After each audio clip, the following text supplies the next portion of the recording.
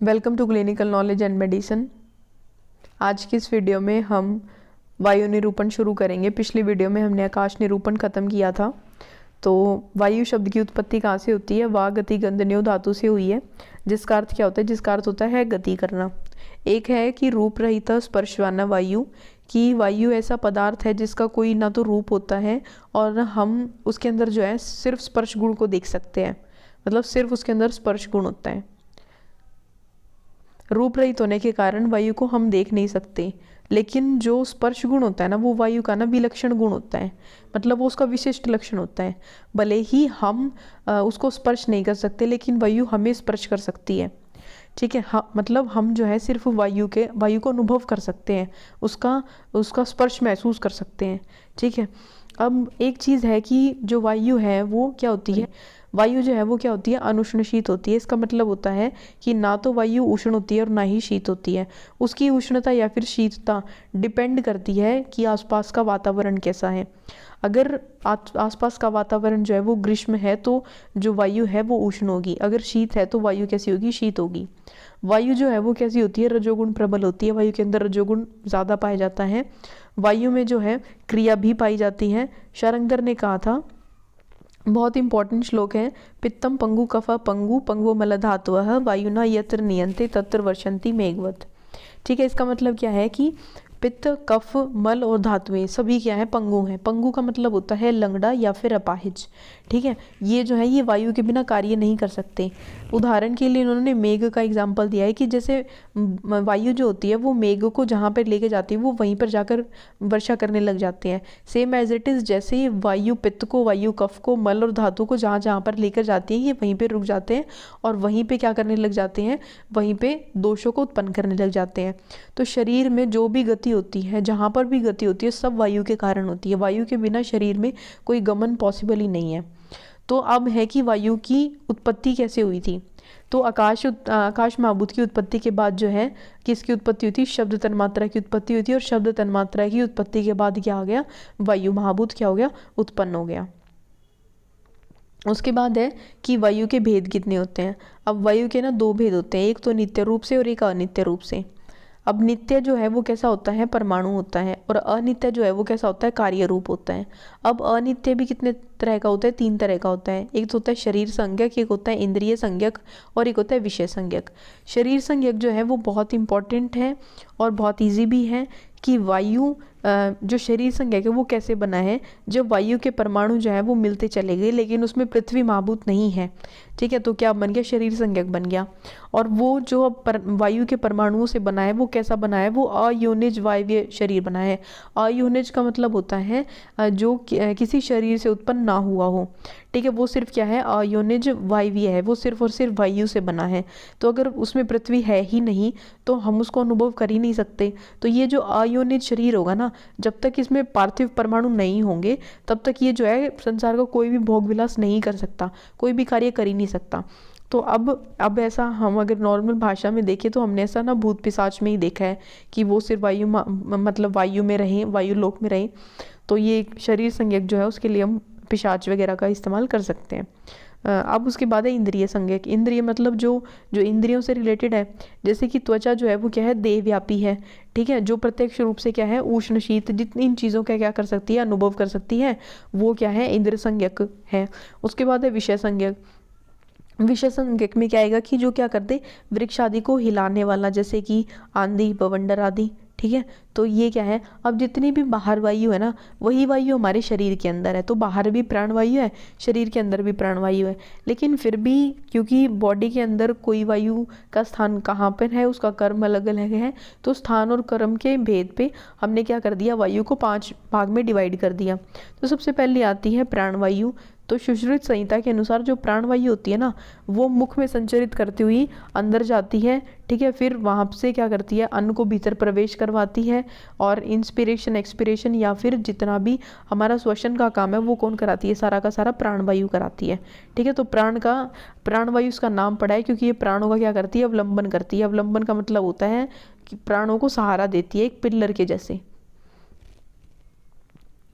अब देखो, ये हृदय, फुसफुस, मुख, नासिका, कान, जीवा, कंठ और सिर में रहती है। और यहाँ रहकर उन सारे के सारे पार्ट्स को उनके काम में लगाती है, उनसे काम करवाती है। तो अब मेनली जो है महर्षि चरक ने इनके 7 कार्य बताए हैं। तो सबसे पहला कार्य है कि प्राणवायु जो है ये मन का प्रणेता होता है। प्रणेता मतलब रचने वाला। तो प्राणवायु ने ही क्या करा है, मन के सारे कार्य क्षेत्र को रेगुलेट करा है। वैसे तो हम मानते हैं कि मन का जो कार्य क्षेत्र है वो मस्तिष्क है, लेकिन फिर भी जो है क्योंकि वो वहाँ पर रहता है, मतलब उस प्राणवायु का स्थान जो है वो वही है, तो हम ऐसा मान लेते हैं कि प्राणवायु ही क्या करती है, मन को रेगुलेट करती है। अब हर्ष और उत्साह का जितना भी काम है वो प्राणवायु करती है। सारी इंद्रियों को अपने अपने स्थानों में लगाना, उन इंद्रियों से काम करवाना, क्योंकि इंद्रियां जो है वो मन के बिना कार्य नहीं कर सकती। तो उसके बाद मन के बिना अगर वो कार्य नहीं कर सकती तो मन पे प्राणवायु का अधिकार है। तो हम ऐसा मानते हैं कि इंद्रियों से भी काम कौन करवा रही है, इनडायरेक्टली प्राणवायु करा रही है।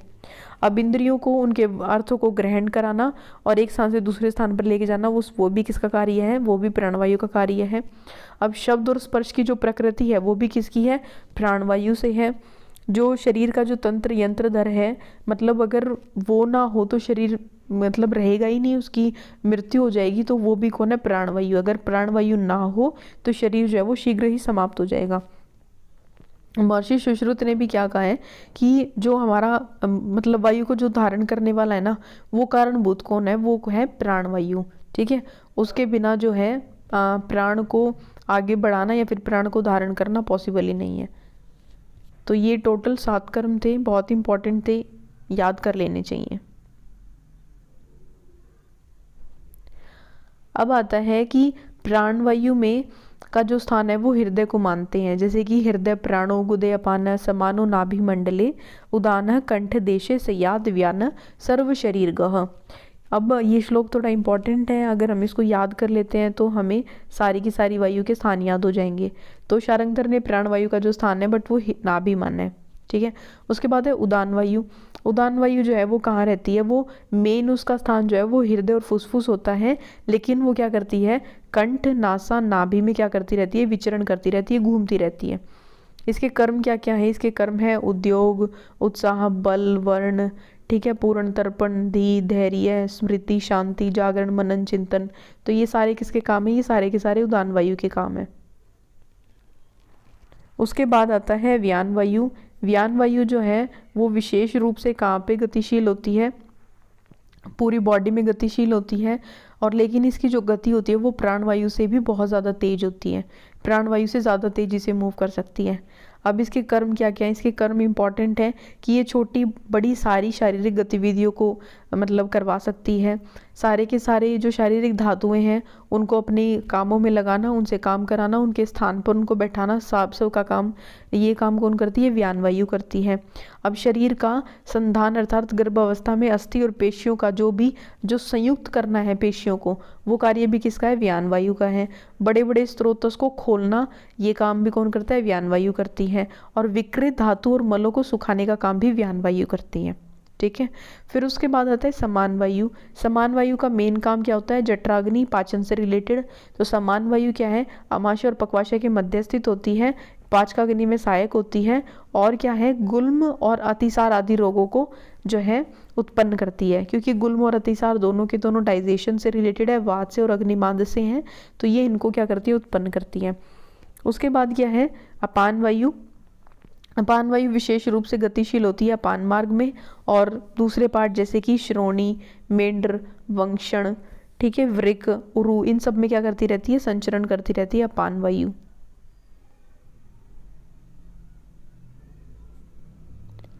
अपान वायु का कर्म क्या है, अपान वायु का कर्म है पुरीश, मूत्र, शुक्र, आर्तव इन और गर्भ, इन सबको बाहर निकालने का काम करती है।